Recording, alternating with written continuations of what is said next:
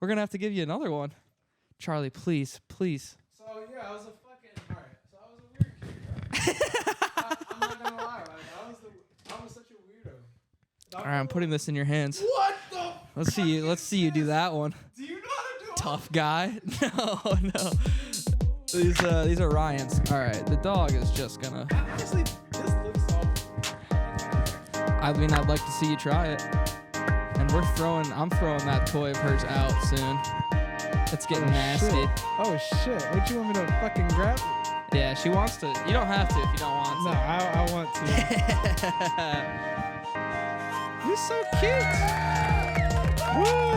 We're live. We're not live yet. How are your headphones? Are they too loud? Yeah, turn it on just a little bit. Got you. How's that? That's good.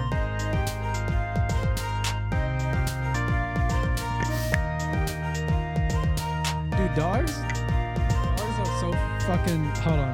Yeah, wait, hold on.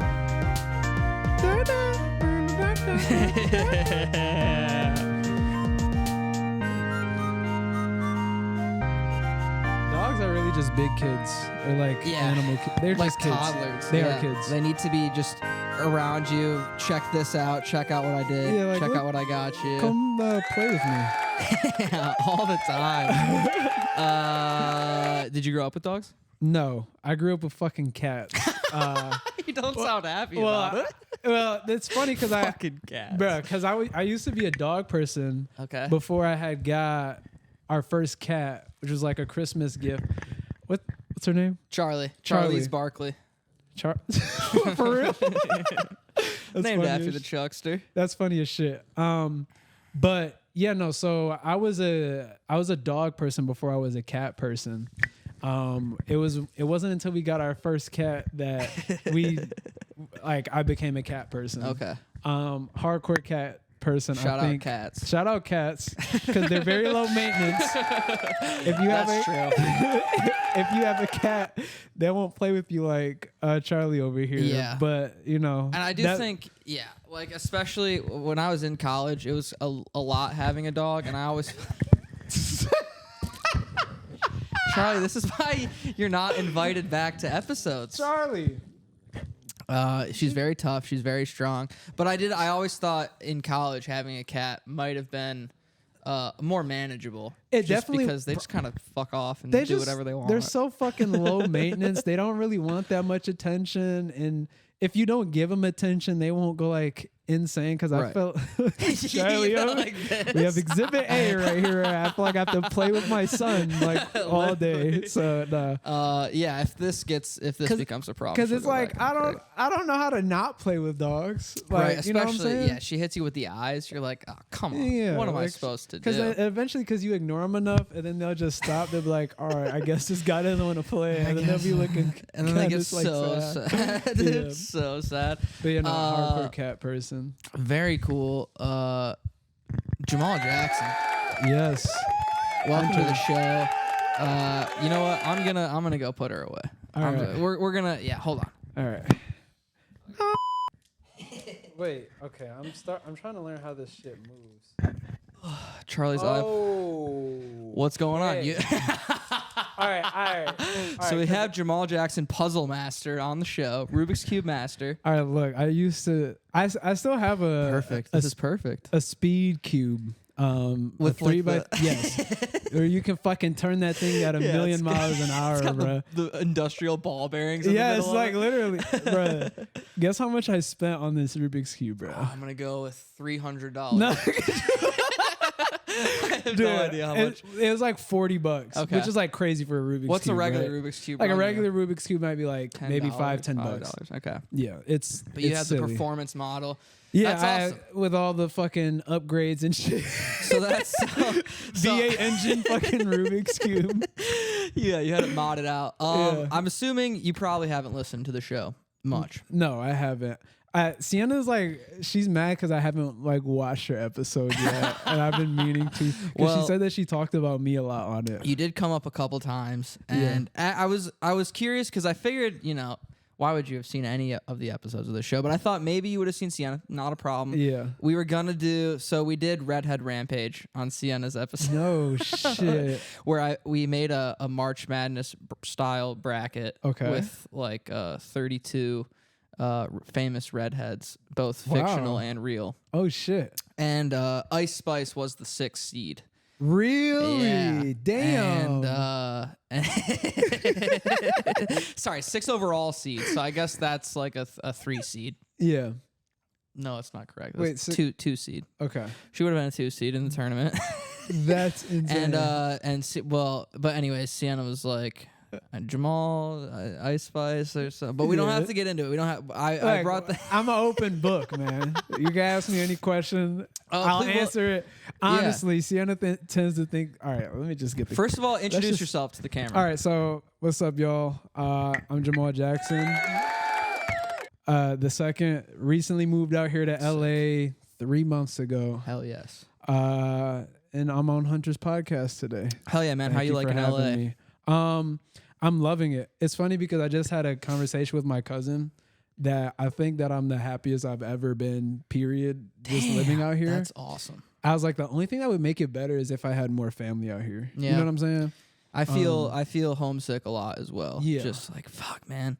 Because, so you're from Michigan. Yeah, so I'm from Michigan, originally from a small city called Inkster. I don't know if you know where that's at, but I don't think I'm familiar with Inkster. Are you from it? You're from Michigan? Yes, I'm from Kalamazoo. Okay, so do you know Westland? Westland's like more Yes. widely known. Yes. In Livonia. I know Livonia. So it's like south of both Westland and Livonia, I'm pretty Okay. sure. If you were to put it on a map. Gotcha. But yeah, then I moved to Romulus, and then you know, at what age? fucking like I must have been like 12, 11. It was 7th grade, so I think Okay. that's what 12, 11. Yeah, 12. Yeah, We'll whatever. call it 12. Yeah, well, I think I was 13. like 12. Yeah. yeah. So the show is it's nothing in general. It's just But chatting. that's good. But that's I fun, like and we that. like it. And it was originally called "What Were You Like as a Kid?" That was the tentative working title when I okay. started it because, before, like in recent weeks, I've done Redhead Rampage and Sagana versus Sigourney, some more ambitious creative swings, if you will, some more pre-produced segments. Okay. But I'll be honest with you, man, I don't have that kind of thing prepared for us today. Okay, We're that's just fine. shooting the shit. That's fine. But I'm down to just shoot this shit. yeah, and I felt like we could fucking do that all goddamn day. Yeah. It's funny because me and my cousin have a conversation that I was like, damn, it feels like I'm having a preparation for the podcast right now. Well, that's awesome. I'm glad, and I do want to say, just because there's lots of Lions fans that listen to the show and have been on the show. Yeah. And your cousin, can we My talk cousin, about your yeah, we cousin could talk just about my briefly? cousin. All right. So my cousin is Justin Jackson. You can probably look him up and he'll have a whole little thing about him. I know Lions fan, know in my Lions head at fans. least 4 or 5 people that are listening to the show right now know exactly who Justin Jackson Yeah, is, so which is very cool. He was on the Lions, recently retired, and because he's young and he just wants to live his life. Shit, you know? and not destroy his body. Yeah, Like, right. He wants Like, to be that's able to like- walk. Yeah, I feel like we had like a great conversation today about it because like he paralleled him parting with the Lions and retiring comparable to like me and like withdrawing from U of M. Sure. He was like, yeah, I kind of went through the same exact sort of process as you, to where you're feeling like you're doing this thing and it's like such a big thing to like withdrawing out of school. Like, Yeah. it almost like felt like it wasn't an option because a lot of, you get like family pressure and shit like that. You're doing something that like everyone around you told you is the right thing to do. Right. And it's considered like the pinnacle of where you can get as a student or as an athlete. Like you reach pretty much as high as you can go. And if that's supposed to be, the best thing ever, but if Right. it doesn't feel like that, you got to do something else. Definitely. But and I say this, but my family was super supportive of moving out or of me moving out here anyway. So it was really nice. And they were super supportive of me, withdrawing. But we were just kind of talking about how there's just like a lot of, you feel like a lot of pressure because people have this sort of expectation from you. But he felt basically like the same way. And so, he he was like, yeah, I feel like that's you're going through the same exact thing that I did, which was like very cool because to have family that you can just feel like you can talk about that openly with. Yeah. Feels received. Yeah. And that's the thing too, is it's like it was like so many other parallels we were talking about like within our lives. It was like, bro, we're basically like living the same life, or I'm living the life that you basically lived like a few months to like a year ago. Yeah. You know what I'm saying? I always feel, especially out here with people, like I can see when like, because we're all more or less on similar tracks, right? Right. And I can like see when somebody is going through something that I went through 6 months ago. Yes. Or I can see someone else going through something that I don't understand. And then in 6 months, I can be like, oh, I could talk to them about this because I saw them go through it and I didn't understand it. And that's very, I don't know, I guess interesting. Yeah. Right. I tell Sienna this and she like kind of thinks I'm insane, but I'm like, there's like, it's like, I think that you can make like there's like certain life experiences that are so parallel that like none of your life experiences like really sort of unique in like any way, shape, or We've form. all lived the same lives to some extent. Which is like crazy. And I forget how I described it to her, but it was more so like I made it more like theoretical. I don't know. I made it like weird. And Sienna doesn't like having conversations of, like in a sense of like Sienna doesn't like to go like metaphysical or like way way like I'm like, bro, really this shit don't even matter, bro. Because she's so practical. Yeah. Sienna's a very practical person. We always have that conversation to where like I'm the sort of like the big like sort of dreamer type of person where I'm like coming up with every possible theory that is like not even possible. You like to hit her with the it doesn't even matter. We're all and she's like, no, stop. Like, why are we you all saying have this? lives that are important and impact each other. We're not just flying through space meaninglessly. Yeah. What's weird though is like, like in the scope of the world, it's meaningless, but on an individual basis, it is very, very meaningful. For sure. Like this human experience that we have is so super meaningful because we're wired to have meaning, like find meaning in things. You know what I'm saying? Yeah. We're wired to be like, I think we're pack animals, you know? Yeah. Like inherently we need each other. And I always do feel urges to you know, go lone wolf, dude. Fucking nothing matters, dude. I'm fucking lone wolf, dude. Fuck all this. Yeah. But you know, you need it. You gotta. You need people around you, like you said. And what's so crazy, I watched this video recently, but there's so many studies and so much research that what is most important to living a fulfilling life over money, over social status, is having relationships with people. Sure. Like is the biggest sort of thing to look at for like life expectancy and life quality, I think is like the right thing. Like family, friends, and romance. Yes. Like you need relationships. So it's like, it's funny because I had my like lone wolf. I hate saying that. It sounds so stupid. It's so corny to say. I'm in my lone wolf I was era. fucking riding solo for a little bit. But it's like not fun. No, it's not. I'll do it. I'll rip a weekend where like I just don't talk to anybody for a weekend. Like I'll just fucking play video games or watch movies or whatever. Yeah. And then on Monday, dude, I'll feel like shit. Yeah. I didn't talk to anyone for 2 days or whatever. It's super important. You're just a happier person just being around people. Right. I think that's something that's like, it's like one of those things where it's like, why is it like this? And it's just like, that's just how we're wired, bro. Yeah, for sure. All right. Well, so I do want to go back. Yeah. Because well, okay, what do you want to do first? We have news of the week, which is one segment that I did think we could do because I thought there was a couple things we could talk about. Oh my gosh. Yeah. It's funny because there is. I think okay. Well, yeah. There's that, and then there's just, we're gonna start. I want to hear about what you were like as a kid in school. And I want to just go through until we meet in LA like a couple months ago. All right. So do you want to knock news of the week out of the way first? That sounds fun. All right. Let me see if I have a sound effect for news of the week. Oh shit. Well, this is a new fun sound effect that I've added recently. Okay. Stop doing the podcast. It ain't stopping. Y'all gonna get this podcast.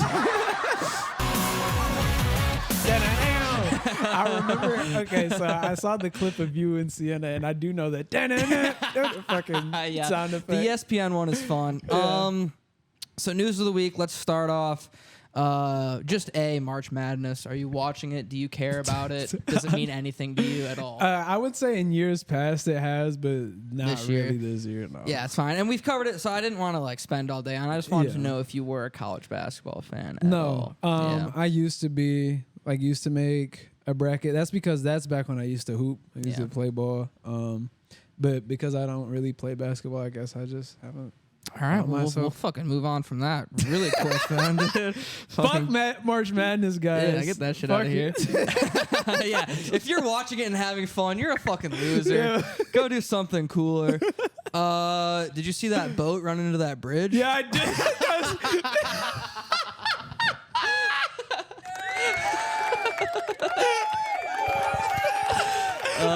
What the hell, man? They shouldn't have fucking. They gotta be. What were they texting and driving on that thing? Oh my god, bro! It's funny because when you were talking about news segment, like the clip played it back in my head, bro. Yeah, I mean, I don't have much to add on it. Just no, because like that's. Have you seen that? Fuck yeah, that was crazy. Right? Fucking nuts. Oh, really shit. big boat. For those of you that don't know, a really fucking big boat ran into a bridge and collapsed it in Baltimore. And, honestly, guys, and I just want to say this because when I saw the clip the first time, I was like, holy shit, a boat hit a bridge and it collapsed. And that really should be the news story. Yes. And beyond that, the news story should be there were people on the boat that realized it was going to crash, saved lives by calling it in. And then, all of the... I spend too much time on Twitter these days. Yeah. I feel like I need to spend more time on it. Well, that's the thing. Is I do love it, dude. I love reading it. But all of the stupidest people you've ever seen are on there. And that's of course. The bridge boat was not a conspiracy theory, guys. And there are real things that I do think I understand why there are conspiracy theories about. You know what I've heard? What's up, man? Bro, I've like read conspiracy theories that like P. Diddy's like involved in it or something. Oh, in the boat? Dog, as a cover up? The stupidest like shit about. They're like, do y'all think it's a coincidence that on the same raid day happened? that raid happened, the boat like shut the fuck up? Yeah, they're not connected, dude. They're not fucking connected. That is hilarious though. And the next item. Well, actually, I was gonna, P. Diddy. Let's just breeze back. That guy was doing some bad stuff. Yeah, definitely. Oh my god. But I do think he's a nice stepping stone. We can use him as a stepping stone to get on to the news of the week that I've been thinking the most about, which is the hip hop civil war, dude. Oh what? Have you so? Oh, you talking about Kendrick Lamar? Kendrick Lamar. I was like on the news. I was like, wait, no, Yeah. bro. Oh my. So what? So I would love to give you. I would love to get your thoughts on that. God. So yeah, I had the day that the fucking song dropped, I had heard from a million people like, oh, did you see? You gotta listen to Have you this. heard the Kendrick verse? Have you heard it? Yeah. I'm like, no, not yet. And social media fucking I heard the verse before I even heard the fucking song. Yeah. But right, you saw it on like the Rap Genius lyrics. Dude, so I also read it as Rap Genius lyrics before I heard the song, and then which was a mistake because I'm reading the lyrics like trying to rap it in my head, just not making sense at all. I'm like, I just gotta fucking listen to this thing. But so what do you? Are you a fan? I'm a Kendrick fan. You're a Kendrick fan. Okay. All right, bro. If that was the question, yes, I'm a diehard Kendrick fan. There is only like Kendrick worshiper damn near. Okay. I mean, respect. There is no big three. It's just him. It's just Big Me. Why is Drake even involved in this conversation? Like what? Well, listen. I do feel bad though, because like what J. Cole is just like. He just catching strays? Well, so did you listen to For All the Dogs? No. So I think I think I heard a few songs. Yeah, so there's the first person shooter song. I know that song. J. Cole and Drake, Right. where when that song came out, everyone was like, J. Cole absolutely killed Drake on this. Like, Drake should be embarrassed to be shown up like that on his own song. Right. But then that was where J. Cole took the first shots at Kendrick. But when I heard that song, I was like, you know, it almost felt like mutual respect. Yeah. I was going to say more so, Yeah. It didn't feel like a straight up diss. I didn't feel like he was dissing him. He was like, I do feel like the best right now. I feel like Muhammad Ali, but me, Drake, and Kendrick we the big... we're the biggest guys in the game. Yeah. And then Kendrick did not seem to like that at all. Dude, that shit is fucking insane. I think too, like straight up being so direct in your diss, because I feel like in a lot of songs you'll hear what is it called? Subliminal like disses. a sneak diss. Yeah, like sneak diss. But nah, just straight up like. So do you think we're gonna get a response? Cause so I'm brought back to, and I was admittedly a huge Drake fan. Yeah. And I mean obviously love. The thing is all of Drake them. makes good music. I just don't think Big Three. Yeah. Well, he's not as like clearly Kendrick Lamar just as like a writer is from every like perspective. generational. In every way. All right, look, I go as far as to say that Kendrick Lamar is the greatest art out of any genre. Okay. Call me crazy. All right. Of all time. The greatest artist of all time. No, okay. No. The greatest artist of our time. Of our time. Yes. I think you could very easily make that argument. You can make that argument, but what's funny though too is you can make that argument about Drake. Mm-hmm. But I think how do you feel when people bring not as strong as one? But because we've you can make that argument, but we've had the argument in this apartment. Okay. And when people bring up numbers, chart numbers. How does that make you feel? You don't like that. No, you don't like that. Because like the thing is like only thing numbers tell you is what the average populace thinks is the best, right? Yes. But it's what they average. Then you get. It's really a like theoretical, like pretty deep conversation. Is like what is considered the best, all right? Right. It's like the argument there could be he's dumbed down his content enough so that he could spoon feed it to hundreds of millions of people. Yeah. Correct. But it's crazy because Kendrick is such a influential artist. Not even just on the artist and lyricist front, but also on the popularity front as well. He's made albums that everyone can enjoy, but also gives more for the people that want to really dig into it. Yes. Yeah. That's a good point. So that's like what I would say. And J. Cole, I would say J. Cole is an excellent storyteller. I would say it's very palatable and very easy to understand. And I don't think that there's anything wrong with that. I think something that should be done is making your message a little bit more direct sometimes, you know? Yeah, I feel you. And adding more like underneath basically. For sure. Yeah.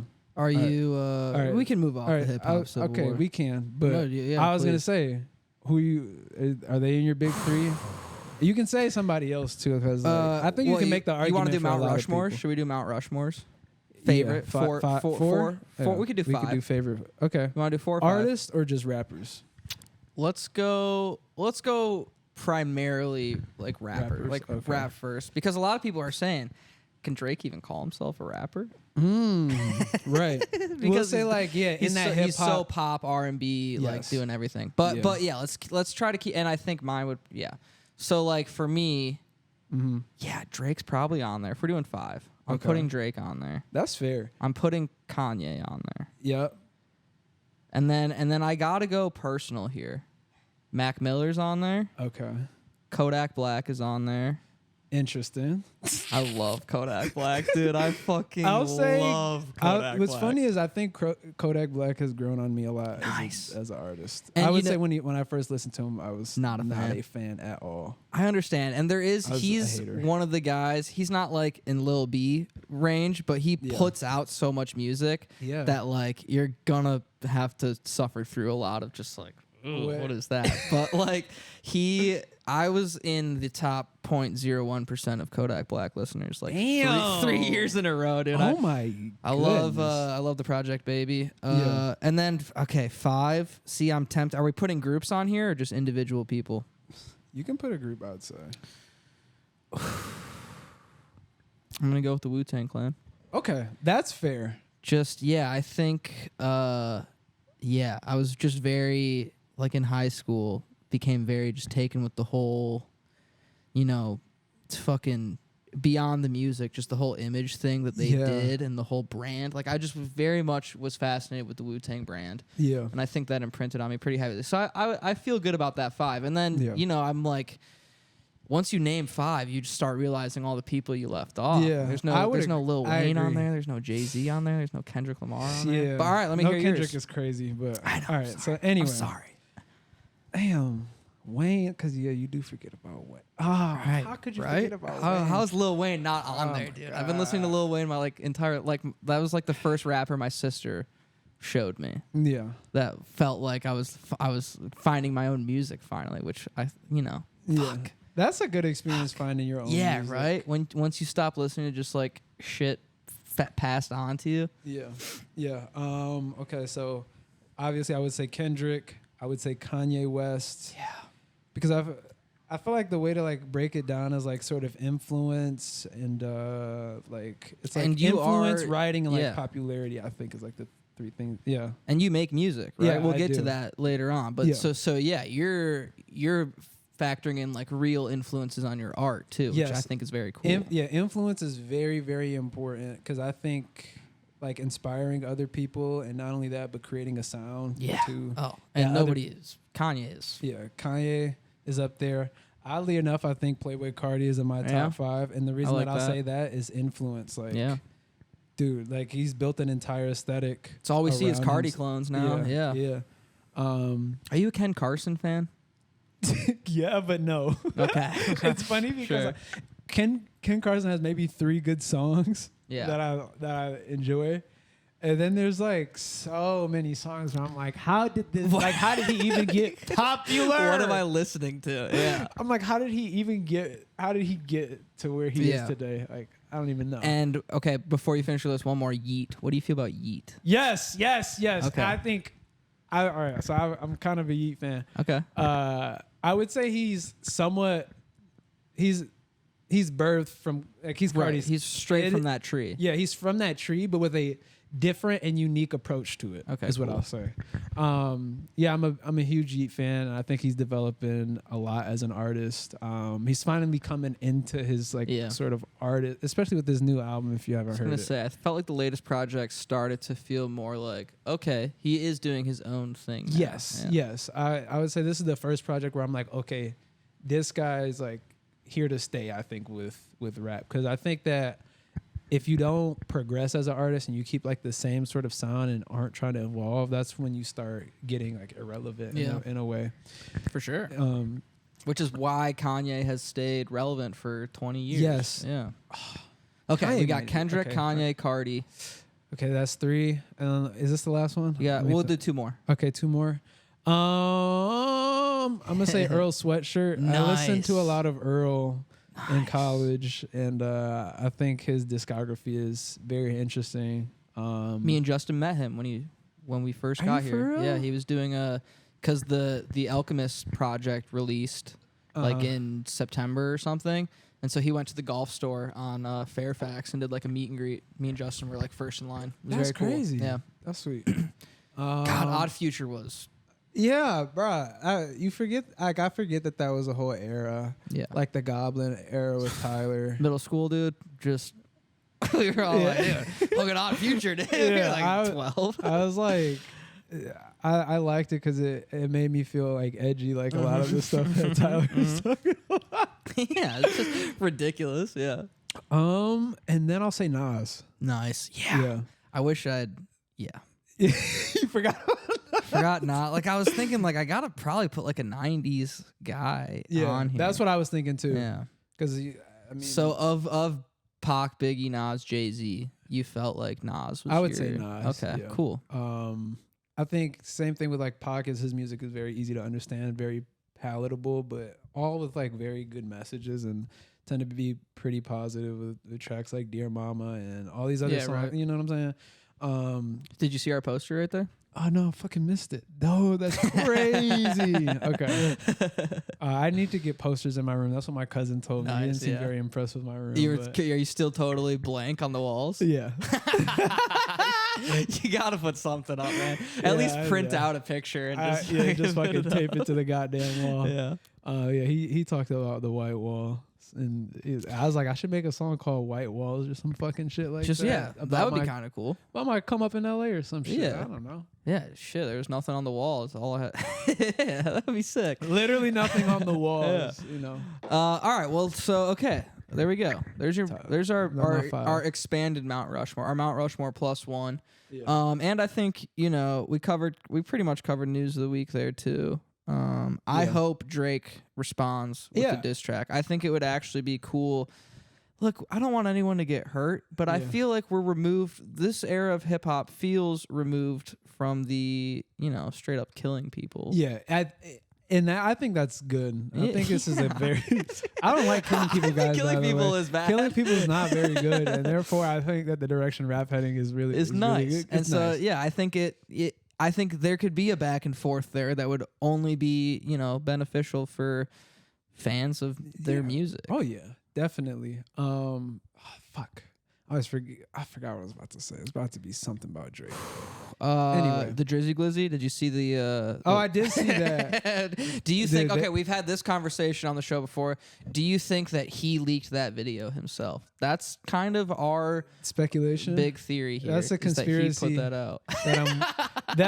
All right, but that I'm willing to invest in, because like, how else would that fucking video get leaked? We're talking about like one of the most media trained guys in the world at this point. He's got to be locked down tight on security. Definitely. We don't even get music leaked. You're telling me?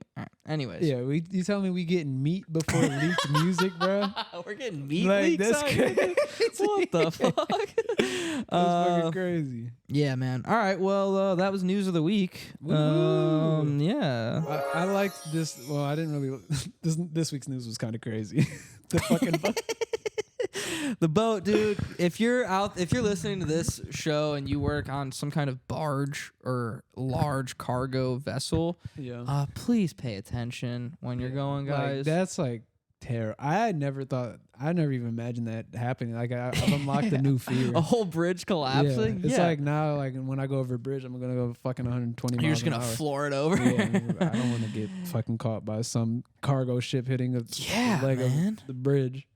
Oh man, and infrastructure in this country is it's going to shit. It's aging poorly, and it's so hard to get new. Anyways, fucking come on, guys, be careful out there, stay safe.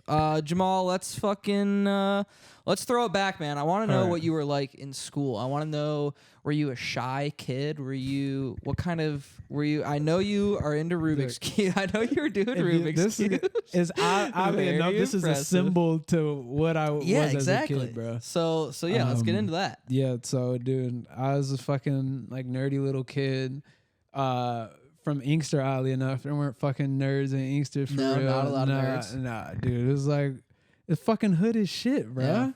Dude, I have crazy stories. A guy got arrested in my backyard while I was playing because he like hopped the fence. He was running? Yes. Holy shit. Like police chase is fucking crazy. Okay. And then fucking they had to get federal agents 2 doors down. For what? What was that guy fucking doing? Battering ram the fucking door open because they were like involved with this huge drugs thing or whatever. Yeah. Damn. Fucking crazy. But I still somehow found my way into like technology and Rubik's Cubes. So you say shit. nerds, but like, so I'm thinking there's so many. Like I was like a like a superhero cartoon sci-fi nerd, but I knew like puzzle nerds. I knew like actual like fuck with computers. That was nerds. me. Okay, so you were messing with computers from a young age. Yes. And you liked did you like to like take shit apart and like see how it worked? So I was more like into like software and shit. Okay, cool. So I mean, at the time, like I learned how to build a computer. I was probably like 10 or something like that, or 11. But I didn't get to actually get my hands and build one until I was like fucking 17. But it was so weird because it was like the first time I built it was like I already just know how to fucking do this shit, just pulling from memory. But bro, I'm like kind of jealous of little me because I feel like he's smarter than I am. Dude, I feel that way almost every single day.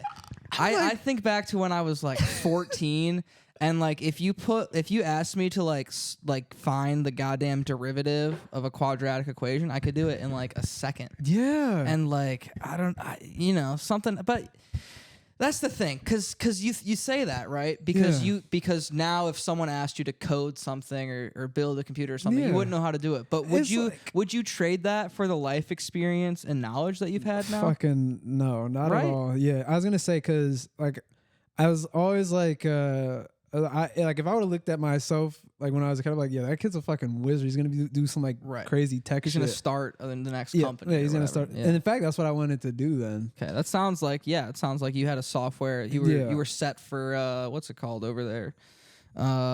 Silicon Valley. Silicon Valley or whatever. Took me a second. Yeah, and I mean, I still got that side of me. Like, I'm getting ready to build a new PC for myself because I need a new fucking computer. Yeah. But I haven't fucked around with software in so long. Ever since I've been doing film and shit.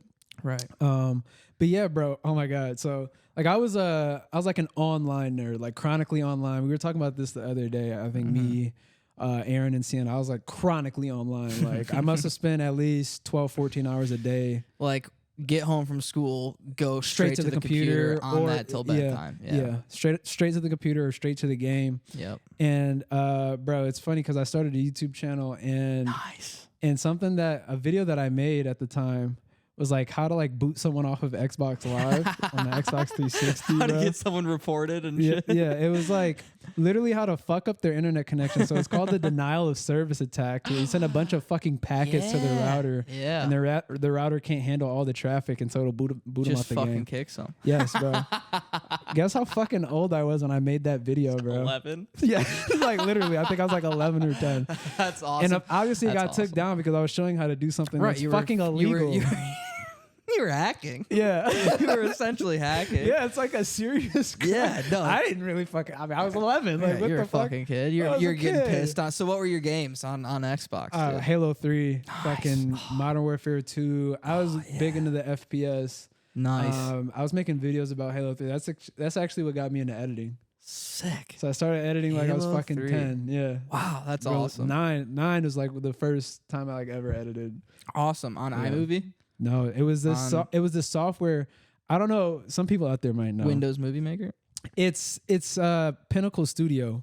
And nobody's ever heard of it unless you know about capture cards from back then. Okay. Which is a device that can connect to the console and connect to the computer. Gameplay. Yeah, so you can record your gameplay. Yeah. And so that was the software that came with the device. Okay. And so that's how I learned how to edit. So you learned to edit on Pinnacle. Yes. Dude, that's sick. And what kind of were you making, like just like highlight tapes? Or yes, like I was just making montages and just shit fucking for headshotting. Yes, bro. Well, for Halo 3, there's this thing called ninjaing, and so it's like it's a one-hit kill attack in Halo if you hit somebody in the back. Fucking go. Yeah.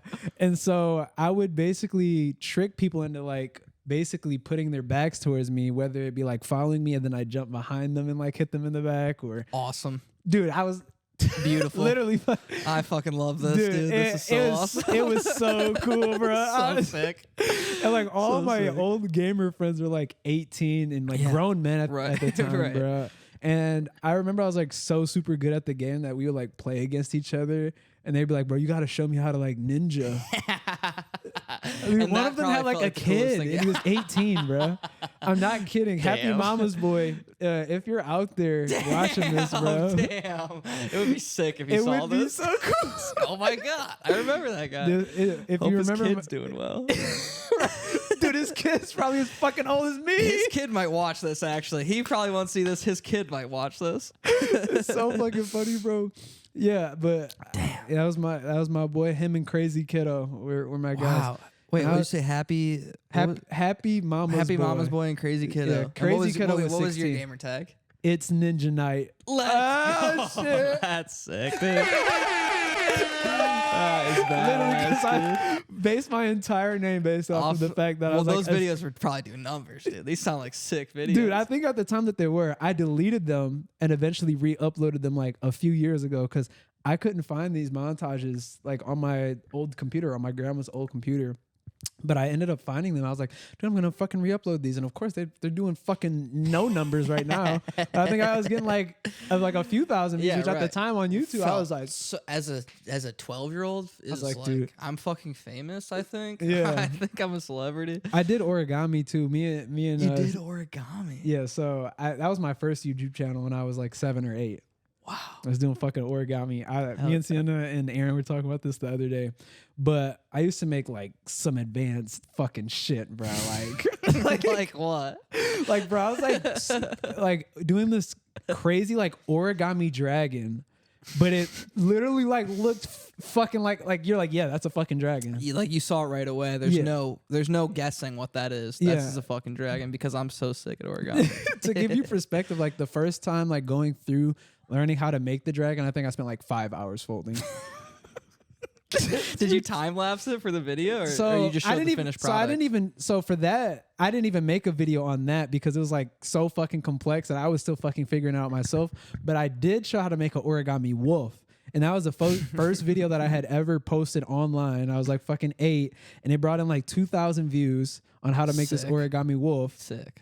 And then eventually I started making like guns, like replicas. That's the natural evolution of any like kid that just hangs out on Halo and Modern Warfare lobbies. Though eventually you're like, I fucking love assault rifles. Yeah, I think I'm gonna make an AK-47 entirely out of paper. Yeah, that's sick. Yeah, it was cool until my mom was like, she found out that I had a YouTube channel and was like.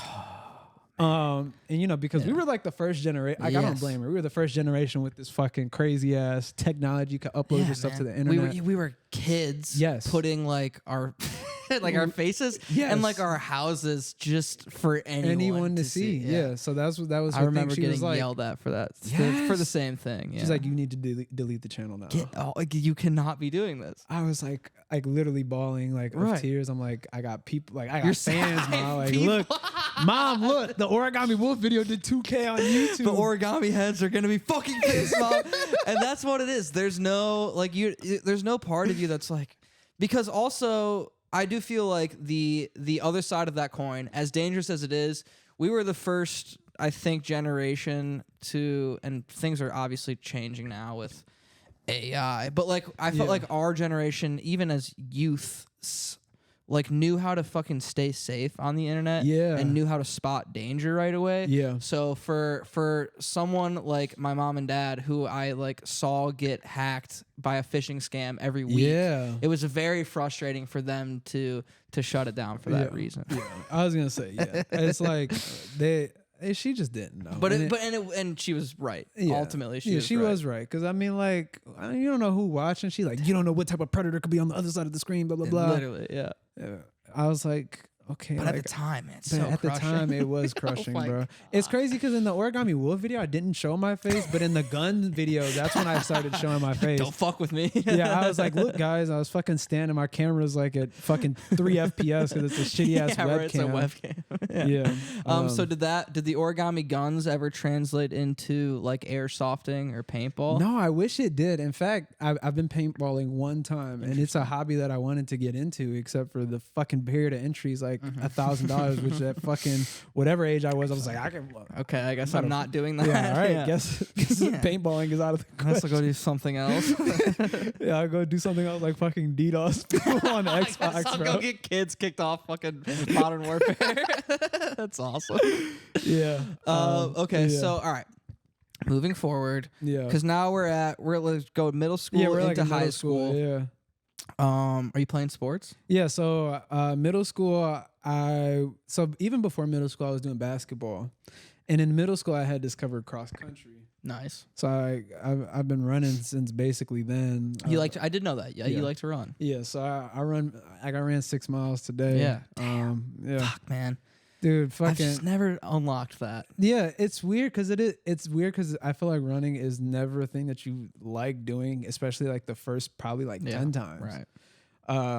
you just learn to like it. And I think because I was on a cross country team, that gave me a different sort of lens to view running through. You know what I'm saying? In like a competition sense, or just it so drove it's you like, a little bit.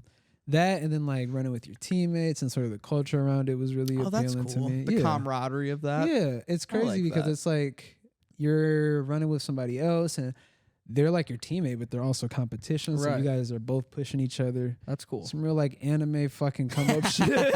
That's cool.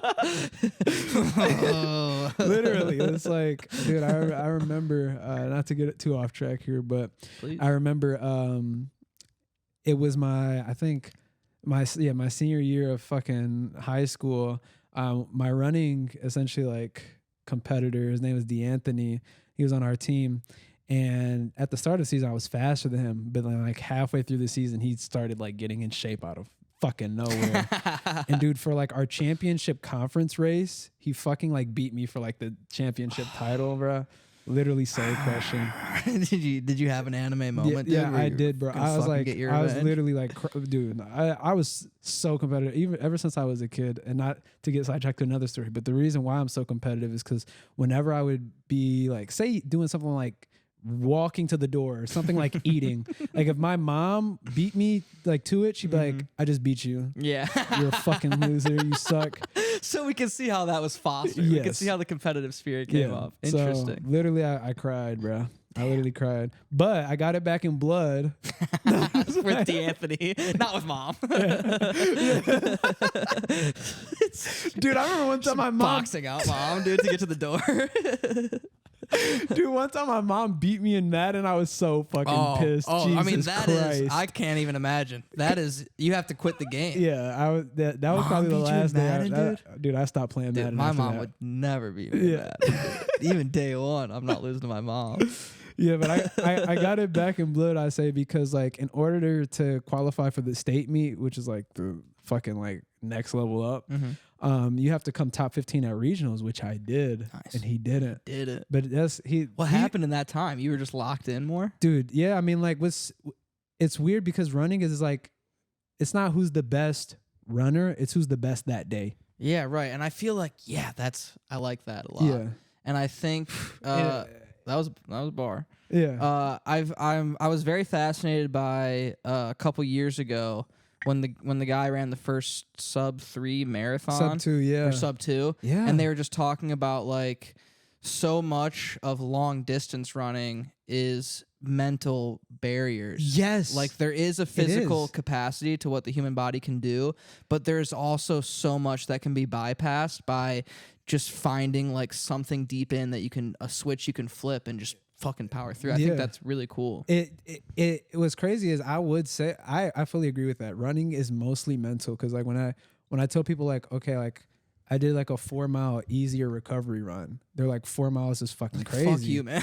They're like, what the fuck? 4-mile recovery run, dude. But I'm like, no, like I'm telling you guys, Yeah. like you can do 4 miles. It's like all mental barrier. Yeah.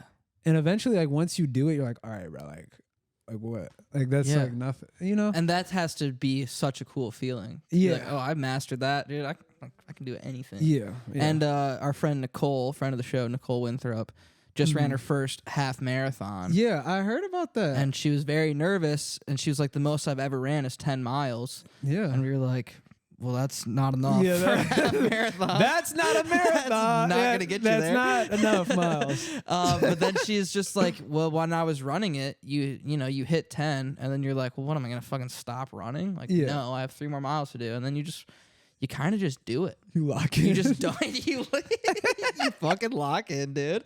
You just don't let yourself quit. And I think that's honestly a parable for life, man. Yeah, it really is, bro.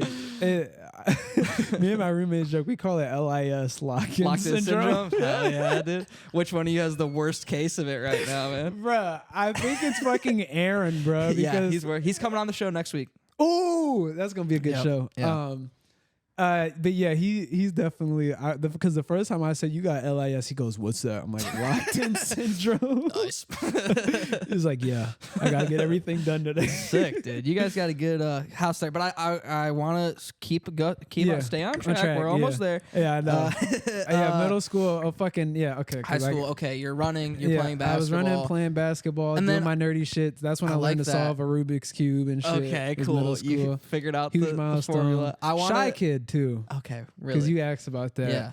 Shy until you got to really know me. Nice. Then I was kind of like, off everywhere. Did you have girlfriends in high school? No. Oh, girlfriends in high school, kind of. Relationships. I would say in middle school, no. Yeah. I would say like I had female friends that,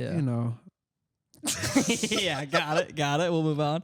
I want to know about making videos because you said there was a switch from because editing. Mm-hmm. So is that now? How much are you doing that in high school? How much are you looking to be like? Oh wait, this is something because I feel like a common thread with not all of the guests, but with a lot of the guests is in high school realizing acting or writing or making videos in some facet is, realizing that's something that they can do like for a long time down the road. It's crazy because I didn't find that out until cool. Yeah, I didn't find that out until like a year or two ago. Okay, which is awesome.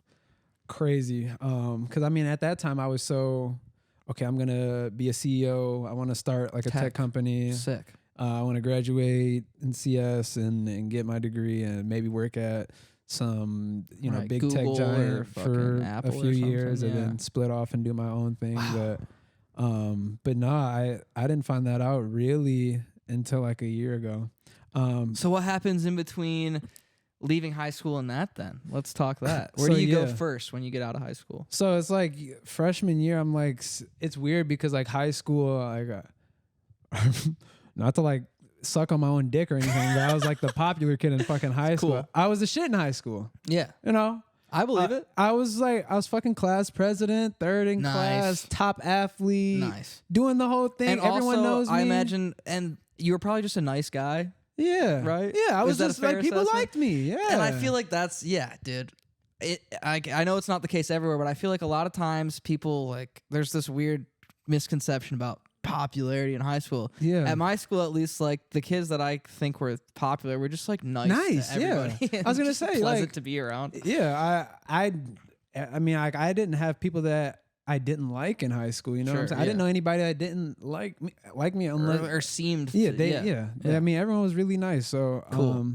But yeah, like and then going from that to college was like Wait, a hold huge on, jump. really quick. Yeah. Class president. Yeah. Sienna class president. Yes. Have you talked about that? What's up? Like, I think we casually just brought up in conversation like, cool. All right. Both class presidents. All right, cool. All right. So I just think that's interesting. Yeah. You guys could make a good ticket. You guys would make a good, these days. Have you considered a run for office now? Yeah, I dude? might need you to, could bro. fucking do it. Yeah.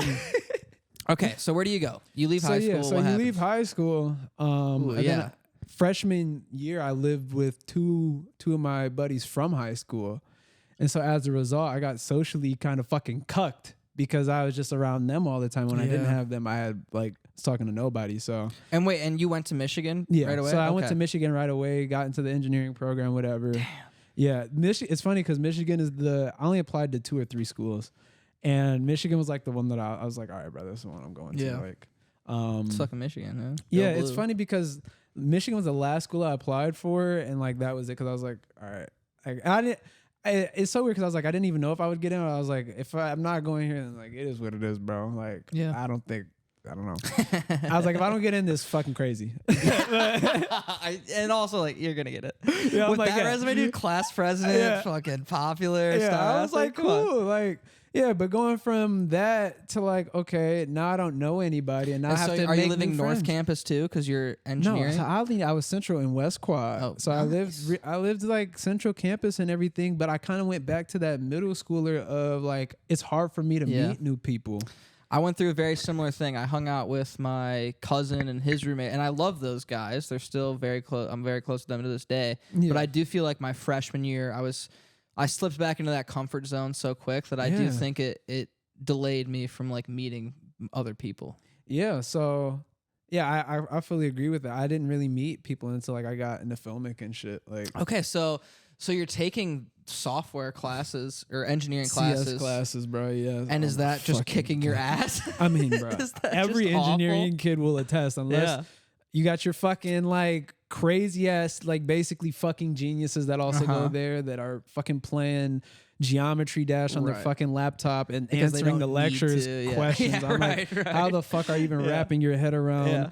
Whatever fucking shit, foundations of computer science, all this other bullshit. Oh my god, It makes me shiver. it's so weird. All right, let me not get off track, but yeah. So I was going from like these software classes, and over the course of like high school into college, I had like kind of done like freelance editing, but like for video games and video game content. Cool. So I was just like, I think when I was 17, like that whole summer, I was just kind of grinding Fiverr. Okay, nice. Just doing like a bunch of different Counter-Strike edits and A stuff like website that. where you can pay someone. It's called Fiverr Yeah, because it's Fiverr. $5, but it's Literally. you can pay someone theoretically anything to just do an edit or a Yeah. Photoshop or a video task. Yeah, so I started like the Fiverr shit and got like my first like few clients. I mean, it wasn't paying like good, but but it's something. yeah, it was. I mean, it's something something cool that I dreaded working like at an actual job. Yeah. Yeah. That's why we're here. Yeah, right. Yeah. Like, dude, I worked for Amazon like 1 week and then quit. As like That was my first job ever. wait, and as last like job. a tech intern or No. as like no, I a wish it was driver? like that. So it was like going from high school into college. I was just in the warehouse. Did you have the to wake up at worst. like 3 a.m.? Ye- Like, did you have to do the? So, dude, I wasn't working crazy hours, but I was running a shit ton during this summer. So I was running twice a day. So I'd have to get up at fucking 4 a.m. to run 7 whatever fucking dude, it was terrible. I did that shit for a week. I was like, all right, yeah, I'm done. See ya. Yeah, yeah, dude. Working for Amazon seems incredibly terrifying to me. It is. It's like, oh my god, it's fucking draining. I managed to. I finessed a nice job working for the Ooh. school. Oh wow, I found for just while I was at Michigan. Michigan. Okay, I just sat at the desk in the MLB and checked out camera equipment to kids. that's fine. Oh, you worked in the MLB? Yeah, That's in the crazy. media center, dude. That was such a good job. Yeah.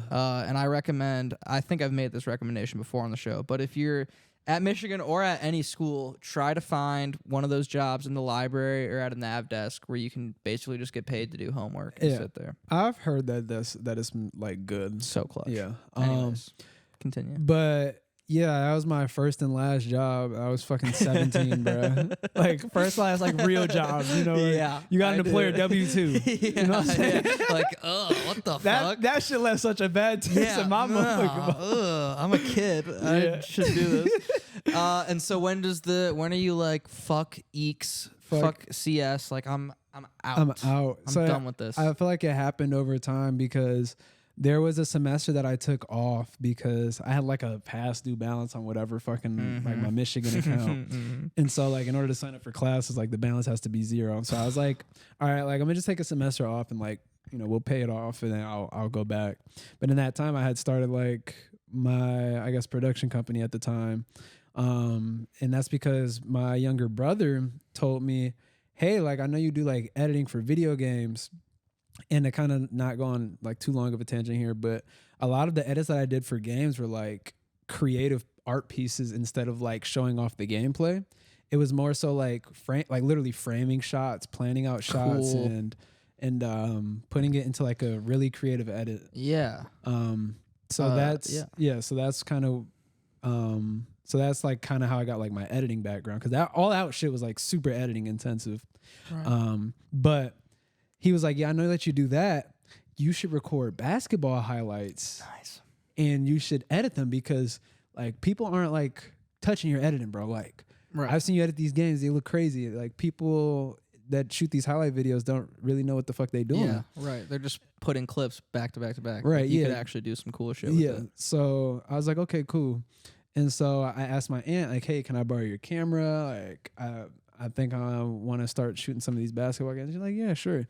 And so I used her fucking Canon T4i or whatever the fuck and start Hell making yeah. mixtapes, For basketball mixtapes. like your friends. Yeah, so for my younger brother Oh, okay. friends, yeah. So So like high school basketball games. Nice. So I did his first. Like I did a little practice training video, and I was just doing his for free until I eventually got somebody like, "Yo, you want to do?" Like, I like your shit, Yeah, dude. This like, is let's- cool. I'm looking to try to get some more eyes on me. Yeah. Wait, so how many siblings do you have? just one. I should have asked you that earlier. Yeah, one just- younger brother. Yep, just one younger brother. You And any where's siblings? he at now? Yeah, I'm the youngest. I have an older brother and an shit. older sister. Okay.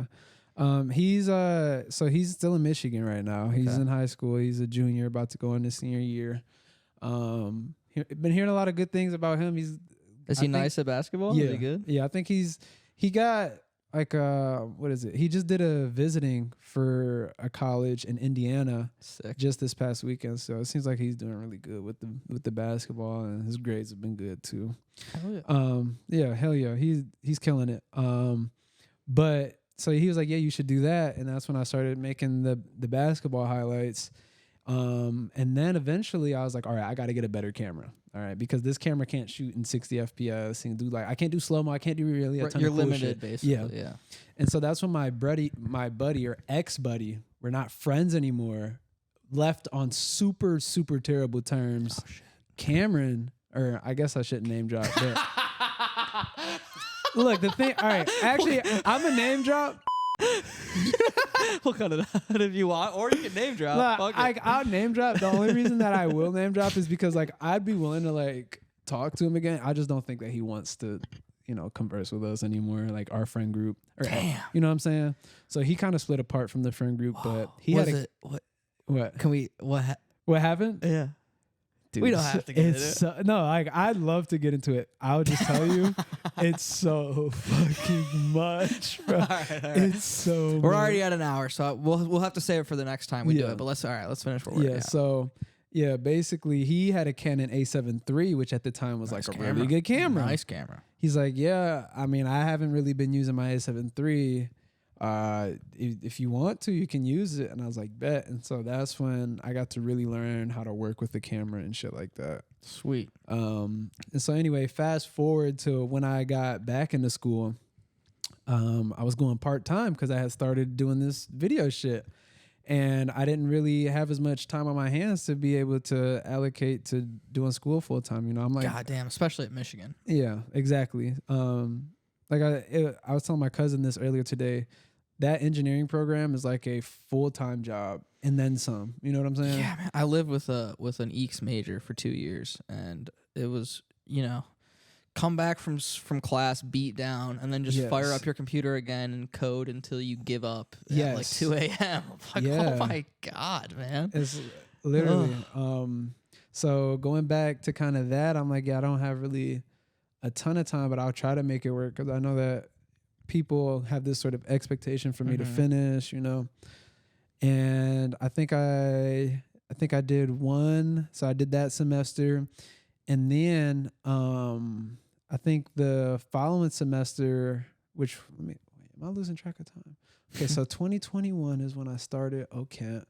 And I was off that winter semester. So that winter semester was a break. Okay, Coming into 2022, I was going part-time. gotcha. So yeah, I was just going part-time. And then up until 2023, which going into that semester, I was like, I don't know how much longer I can I'm really keep completely doing this. burnt out with this. And Yeah. you're still doing engineering classes this whole time. Yeah, so I'm still doing these hard as fuck classes that really require a lot more time than I was, Willing to dedicating give to it them. to it. Yeah. Yeah, I mean, like I was passing, but it's like I'm not taking anything in. Not absorbing any information. Yeah, I'm literally just passing the class. Yeah. So, at some point, it's funny how everything sort of comes together because I ended up visiting LA that summer. So summer of 2023, going into that fall semester when I had withdrew. So I had visited LA just shooting a music video out here. And like during And that I think that's time- when we met. yeah. Does that sound right? Or I'm thinking I'm one summer early. You're one like trip early. Okay. So yeah, the first time I visited out here, I was like, this is like where I need to be. Nice. I got to figure out how the fuck I'm gonna get out here. And then I shot a feature over the summer, and that's where me and Sienna got close. That was on Gallows Hill. Yep, on Gallows Hill. Shout out, friend of the show, Ed Shimborski. Legend. Yeah. Super cool opportunity. Movie I hope comes out really good. But So then I did that, and I was like, okay, like I think I really need to do this film shit and take it like 100% serious. And so at that time, I had kind of, before the semester had started, I had already had entertained or joked about the idea of withdrawing. With Sienna, I was like, what if I withdrew and went to LA and we could be together? That would be so crazy. We could be together. Wouldn't that be wild? Wouldn't that be insane? Like, I think I'm like, yeah. She's like, I don't know if that's like a good idea. Right. Like, Always the practical. Yeah. Yeah. She's like, you know, just finish it out. You're so close. Yeah, like Yeah. you're so close. Which, by the way, going part-time, I was not fucking close. I was only 64 credits through, and it would have took me another 4 holy shit. years to finish, guys. That would have fucking sucked. Yeah, so I was already taking that into account. And I think not even necessarily like it was her thinking so more so practically, but also because she didn't want to be like encourage me to make such a life-changing decision. Sure. So like, if it went south, fast. you don't Yeah, want to exactly. be. You don't want to be on the wrong side of that. Yeah. So, so yeah, then I essentially got into that semester, and I told my cousin the story, and it was probably like the second weekend or third weekend. So whenever like right before the ad drop deadline is like, happens, I'm running late to lecture, like freaked the fuck out, like panicked. I park in this illegal ass spot so that I can try to get to lecture on time. I'm like fucking sweating because it's hot as shit. I'm like, oh my God, like I'm going to be late. I've got my iPad with me. I'm basically like jogging to lecture. And for some reason, I just stopped and was like, what the fuck am I doing? It's like one of those moments where it's like a whole top down view of like everything that was That's happening. so literally I've had just like look around, feel how I'm feeling internally, and being like, what am I doing? Why am I putting myself through this? Yeah, to give you guys like a similar experience is like it's like being on TikTok for 3 hours, and after the millionth swipe, you're like, what am I doing Holy right now? shit. Not only did I just waste 3 hours, but I've lost brain capacity, certainly. Like I've smoothed my brain. Yeah, literally. So yeah, it's like that sort of feeling. I was like, all right, I think I'm not going to class. Pulling the chute, dude. Yeah, I'm getting and the fuck out of here. I tried to withdraw, but the system didn't let me because that would have put me at 0 credits. So I had to like go through this entire process. Talk to a dean or something. Yes. Oh, dude. They're like, why are you withdrawing? Such a scam. Like, They're like, we want your money, right? Yeah, we'd like to take $4,000 more from you. right. What's crazy is it's so easy to sign up for classes, but so hard to get out of them. Like, what the we fuck? really want your thousands of dollars. Yeah, I don't think it should be like that. No, it's a complete scam. I had to go through like 4 different emails because I emailed college at LSA first, and they're like, you got to talk to this college engineering people. And then I talked to them, and they're like, all right, well, you got to forward your email to this. You need to fax us something from your bank. Yeah, I'm like, dude, what the fuck? Yeah. Then I had to go in person to fucking verify that I was withdrawing. Is so much extra shit. Well, then you got out. But then I got out, and how did that feel, dude? How was that first? Dude, that taste of freedom must have been sweet. Oh my God, it's so much just weight. Yeah, I wish every day could be like. I wish I could feel how I felt. Yeah. Then like 24/7. That's awesome. I remember walking out of the Duderstat like, I'm done. Like I'm free. Like this is it. Like I gotta fucking make something out of my life. I don't know how I'm gonna do it. Like I'm gonna do it through this film shit. Yeah. But whatever it's like gonna whatever be, it's gonna take, it's gonna I gotta feel do better that than what I was just doing. Yes. Sick. It's funny because it's not to say that I don't like computer science or. And in fact, it was hard for me to part ways with it because it feels like this part of me. This is what I grew up doing for so long. Yeah.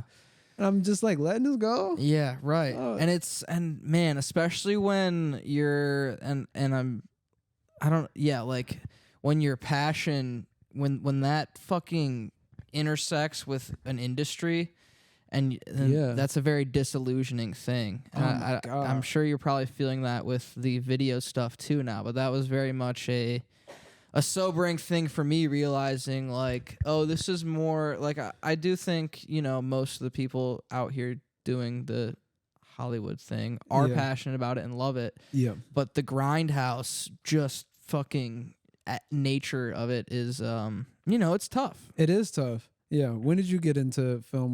Was it high school or? Oh man, so yeah, so I started also a YouTube channel under Yeah. my parents' noses, probably in 5th grade, Yeah. making, well, it was called the Davidson Co. Action Shorts. Yeah. So it was me, my brother. My brother has Down syndrome, Oh shit. Okay. which made him. It was great to be like, hey, when none of my friends wanted to be in videos with me, I Yeah. could just grab my brother, You'd be like, make him hold the camera, yeah. and do whatever I wanted him to do. So Yeah. it started with that. And then it was, I don't know. It just kind of spun out from there. I was just always making a video. Anytime in class, some of our classes in high school started allowing us, you had the option on a project to do like a presentation in front of the class or an Yeah. essay or a video. Oh, It was yeah. video every time. I did too. Yeah. Yeah. Yeah. And like there was a Matthew Bobin, I shout out every chance I get, a digital media teacher, Mhm. which was a new program that our school founded when I got there, which was just an absolute lifesaver. Yeah. Just letting us, fucking practice shit and like That's so cool. learn editing and basic camera compositions and that That's stuff so ourselves. cool. And it was so magical. And there was even at Michigan, there was, it was like an 8-year stretch from freshman year till I graduated at Michigan where it was just like, everything is happy and all of us are going to be successful in the film industry because we all love it and we all make it, which I still feel. Yeah. I still it's hold crazy on to that. I still feel that. Yeah. Yeah. Yeah. And I do. And I mean, like, I never want to lose that because that's part of the reason I love it so much. And I love making things with friends. And that's why I Yeah. do this. Yeah. But it's also very much, juxtaposed with kind of a sinister, evil corporate machine that Hollywood Ain't that is. crazy? It Oh does. my It's just somehow. I mean, I guess Oh. it's not like when you look at just the sheer amount of money and the way that it's interwoven with like drugs and just power and everything. Yeah. Like it makes sense how it happened. But when you really juxtapose, like, man, this beautiful art with this huge, scary corporate Yeah, with thing, this corporate it's thing, very and weird. It is weird. Me and my cousin today it's weird because we talked about a lot of this, but how there is that super corporate side of it where like these like super huge production companies and the studios, like the super huge corporate side. And he was talking about how he feels like it's his goal to strike a balance because he does music. It's to strike a balance between like, okay, like super professional, super hyper corporate, like we essentially have the formula to making money, Right. to an individual sort of thing. And I fully agree with that. Like the best sort of things, best sort of arts kind of come from that. You know what I'm saying? Yeah, right. Figuring out a compromise to just get it made and get it out there. Yeah. And that's something that I'm, always trying. It's hard, to do the corporate dance, and I've newer considered myself very good at it, but I know it is. It's just a fact of the game. You just have to know how to do it. You do have, and that's what Sienna helped me realize too, because she has that sort She's of so good at it. She is so fucking good at it. It's crazy. And she's helped me get better at it. You know Yeah. what I'm saying? Because I feel like I've had to learn it a little bit. Like I've essentially had to learn fucking sales and shit when I was doing, right. My production shit back in Michigan. Because eventually, obviously, I moved away from sports and started doing commercials and shit like that for small businesses. Right. And learning Once how you to open up your market, and you Yeah. gotta talk to the different clients. Yeah, it's like you dude. got to talk to the different clients. You have to tell them why they need the video. You have to tell them how you're the person to do the video, and you learn about all these weird fucking sales tactics like price inc. Like just so now you're the director, the editor, and you're a salesman. and I'm a salesman. Yeah. and I'm a fucking So it's like I learned a little bit from that, but as far as like, dude, I haven't filled out any sort of application since I applied to U of M. Nice. Ooh, So- I bet that feels nice. It does feel nice until like there's this really cool opportunity that Sienna's telling me about, like, hey, you should apply to this fucking editing fellowship. Yeah. And you need to essentially make an application, which I'm like, I haven't fucking done that. Right. In ages. I don't even know have a how to do resume. that. Yeah, right. Dude, I literally, bro, my resume was so fucking old. It had CS shit on it, bro. It was like a resume that I had made in 2019 or 2020 or some shit like that. It was like proficient in JavaScript and fucking C++ and C# and whatever fucking programming languages. Yeah, you can't send that out to someone you're trying to edit for. Yeah, we don't no. give a fuck that you know Python, dude. Dude, my resume I just changed to be better. My reel is so bad. Really? Because my reel is it's clips from this. Yeah. Which like nobody gives a fuck really. Yeah. It's like the good parts of it are from an internship I did at Michigan where they let me work on like a documentary that was like kind of big. So I got a couple good clips from that. That's cool. And then the rest of it is like sketches that we've done, which are just like the dumbest shit ever. Well, so I don't know. Is it a director's reel, writing reel, editing reel? Editing reel. Okay, and shit. I'm gonna try to get a little acting reel soon, maybe. Yeah. I'm not a Sick, great actor. dude. I'm not a great actor, but The I can thing do some stuff. Yeah, if you can put one together, that's what one of my roommates, Jeevan, Yeah. he wants to be an actor. Right? Yeah, I he say just fucking go for it, his episode just came out this week. Yeah. Go watch if you're listening to this and you haven't seen the Jeevan episode. I'm doing your apartment. Matt Snow might be a pain to fucking get on here. Yes, I got to get Matt Snow. Yeah, he's gonna be the we last haven't person. talked much, but yes, Matt- I'm going to reach out. Yeah, Matt, very like funny dude. Very like I don't know. It's weird because I feel like I didn't talk to Matt that much initially when I first met him because he was on OGH's set. But then like you get to know him, super cool dude. So Yeah. he'll make We'll a get good him on. episode, and he'll have a lot to say about the fucking his top 5 Mount Rushmore. Really? Yeah. Okay, This is I did crazy. not know that. This is It'll crazy. It'll be crazy. I know Kanye's gonna be on there. Sick. I don't know who else, but I mean, at this point, if someone I'm talking to doesn't have Kanye on there, I'm kind of like, what? Honestly, he's undeniably one of the greatest. Yeah.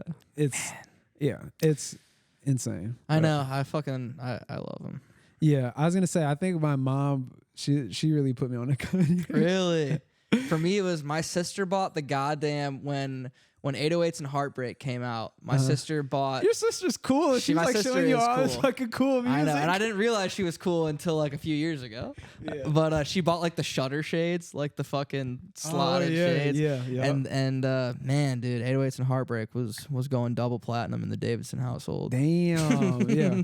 So my mom, the first album that she I think introduced me to was I think it was Graduation or College Dropout. Nice, man. Fuck. Yeah. So And that was just that was like we would go on a road trip. We're bumping the fucking Kanye album, like, man. front to back. That is beautiful. Isn't So- it like I wish I could bottle that feeling of hearing like when you hear something that makes you just be like, what the fuck is this? Yes. What? Is Whoa, what am this? I listening to? Like Yeah. that is just such a cool, exciting feeling. Yeah. You know? Yeah, it's funny because I told my cousin this today. I was like the way that music works and the way that video works is in a sense like almost 1-to-1, even like from the corporate side to also the fucking creative side of it, right? Where you have like I like looking at shit that makes me go, what the fuck am I watching? Yeah. You know what I'm saying? Yeah, like absolutely. this is absolutely fucking Yeah. insane. Same thing with like music. And I was basically telling him like it's like a 1-to-1, literally 1-to-1, like the way that music and For sure. videos are. But yeah. Whoa. My left headphone just. All right. Is it good? I'm just gonna go like this. Sorry. I like how these mics sound for some reason. It's nice, right? Yeah. Yeah, it feels good. It does. It's It just legitimizes this whole thing. it does you know? legitimize this whole fucking thing, bro. I can't tell if this is a problem in my ear or the headphone. It very well might be an ear problem. I have That's not inner ear good. problems. Bro, and you have knee problems and shit too now. I'm falling apart, Jamal. Man, I haven't had a clean bill of health in goddamn forever. How's the knee doing though? I know you said the other day at Ben's party that it was not doing good. So You know, it is. It's an everyday thing. It's Uh-huh. overall. It's just so nice to be off crutches, yeah. and it hurts a lot. Damn. It hurts all the It time. still hurts. It hurts all the time. That's fucking bad. Yeah, might but need to give you some more of those some more of those oxys. nice pills. The nice medicine, dude. I was all right. If any member of my family is listening to this, stop listening right now. Yeah. The last doctor's appointment I went to, my mom was still in town, Uh-huh. or the second to last, anyways. And when we were in there, the doctor was asking me about pain levels, and I was like, pretty good. Just like finished the last of the oxy. Yeah. And he was like, very casually, like, oh, I can get you some more of those if you want. And I was like, but mom was right there, and my mom is very much, for reasons that we won't get into right now, is very much like, no. But I was like, I would really like that. I would really like that. But yeah. This may, all right, I'm gonna put this out there. This may sound fiendish, bro, but on the last day of like basically like my oxys, like I essentially didn't take it the day before. Dude, that is, you're talking to someone where I'm like, oh yeah, dude, you ever, and I might, That was the best thing. I'm marking this right now. But yeah, my fiendish nature, if I can saving, Please. like, yeah, I don't care. I don't know if Yeah. I don't even think I care if that's public All information. right, yeah. But I probably, I'll decide in the edit if I want to leave it in. Yeah, I'll let you know too if I'll keep it in. But Yeah. I'll keep this. I could keep this in. I think that there's a terrible side to drugs, right? But I also think that there's a good side to where you're essentially pushing like the human limit in some cases, like essentially like performance boosting, or like I mean, but like tolerance build up, I think is real. Tolerance buildup is very Performance real. boosting is sick. Yeah, but like, bro, so here's basically what I'm getting at, bro. The Olympics should legalize fucking doping, bro. Yeah. Well, have you seen the? I mean, I agree with you. First and foremost, yes, and also the MLB should. Yes. Make baseball fun again. But have you seen like the billionaire? I forget which billionaire it is that wants to. It's one of the famous ones. Wants to do like an all doping Olympic Games. Yeah, that's insane. The doping games. I think that would be interesting. There's health risks there. But yeah, the thing is cool like watch. there is numerous health risks, but I think that if we had professionals, involved, we could see like essentially like human limits being pushed to the absolute maximum. But then some would argue like, well, is it really the human limit? And I would argue yes. Because like essentially we're essentially like capping ourselves all the time. Like oddly enough, like physically, whether it be physically or even intellectually, you kind of like hit like a sort of like threshold. Limit. You hit a threshold, and in order to break through that, you have to take drugs. You got to do drugs, honestly. But it's like there's like I don't know. I just really think that we have like people that are like not only like physically outputting as much as they can, but also mentally. Yeah. Like, what would that do for the world if we gave everyone Adderall? Like the best scientists of our time, just like speed. Yeah, like just locked them in a room. Like just literally locked in. No. Well, and the other thing I want to say, and this will be a nice full circle because we're coming up on an hour and a half here. Yeah. Okay. A full circle thing. What we talked about earlier with seeing people on the same tracks and like seeing the choices and stuff. Yeah. Doing all the drugs I did in high school, I do have regrets. I did a lot of really dangerous, stupid things that caused my family and friends a lot of stress. Yeah. But I made a lot of mistakes in a semi-controlled environment. Yeah. That allowed me to, when I got to college and to when I got out here, to be like, oh, I'm seeing people make these mistakes now. Yeah. And I'm like, I'm so glad I already learned my lesson from that years and years ago, Yeah, no, I fully agree with that. I think that there's a lot of like lessons that you can take from drugs. Even like psychedelics. Like I felt like I remember my first time taking mushrooms. It's like the first moment that I ever felt completely real and objective with myself. You know what I'm saying? It's a very cool feeling. Yeah. I remember thinking on an acid trip at some. How often have you done psychedelics? Too many. Only mushrooms, but too many times. Cool. I think at this. We should take acid, dude. I really want to try. I really want to try it because I heard that it's kind of similar, but I heard that it's also different. They both.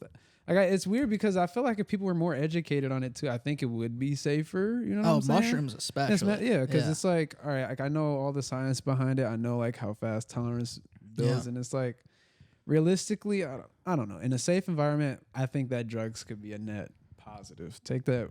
with a grain of salt. I mean, I mean, depending on the drug too. There's like a lot of like, but,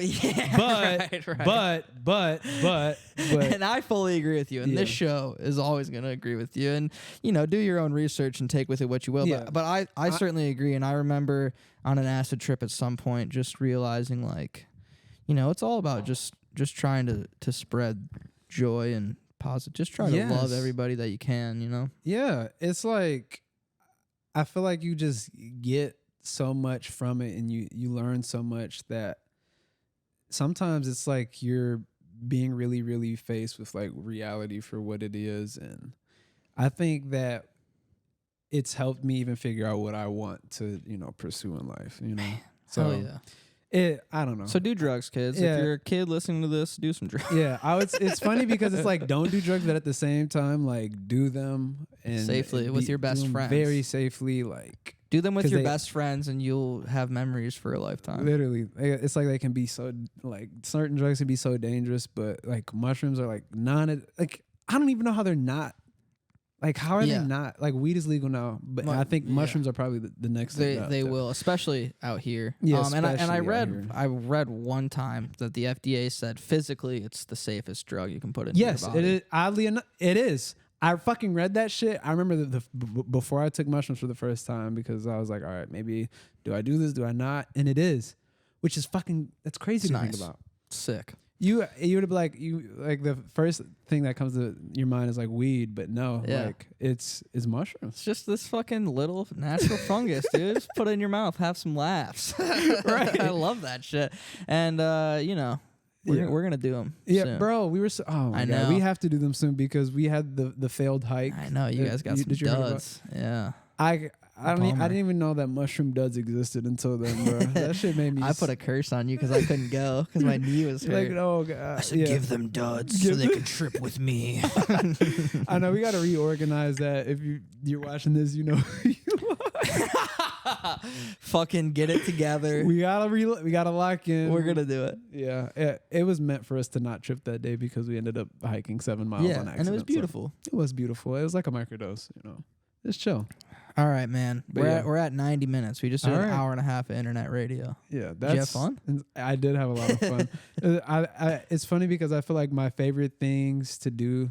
I would consider having conversations like one of my hobbies. You know what I'm saying? Yeah, hell yeah. And I don't know. It's one of my favorite things to do outside of fucking edit and run. So, hell yeah, dude. Yeah. Well, I'm glad we could have this conversation. We know we hadn't had a good one-on-one yet. Yeah, we very had. Nice. So yeah, it's been really nice. Thanks for having me on. It was a pleasure, and we're gonna get these cool microphones. My voice sounds good. We're gonna move on to the next thing because you know inevitably, and I'm sorry to people that have heard this before. I'm going to run out of people to interview one-on-one. And then the next evolution of that is going through the people that are still around here and figuring out the fun combinations to have on the show. You know, that makes me really excited to think about. So you'll for sure be back, man. Yep. Thanks for coming on. Woo!